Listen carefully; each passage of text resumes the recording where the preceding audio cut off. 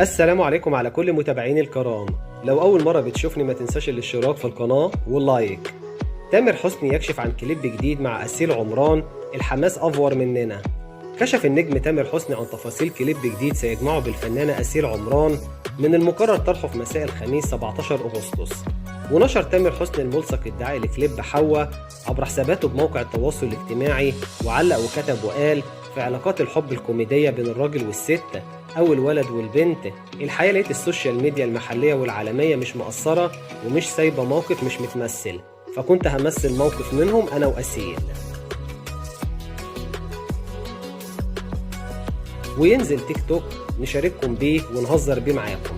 فجأة الحماس أخدنا نصور مشاهد أكتر لحد ما الحماس أفور مننا.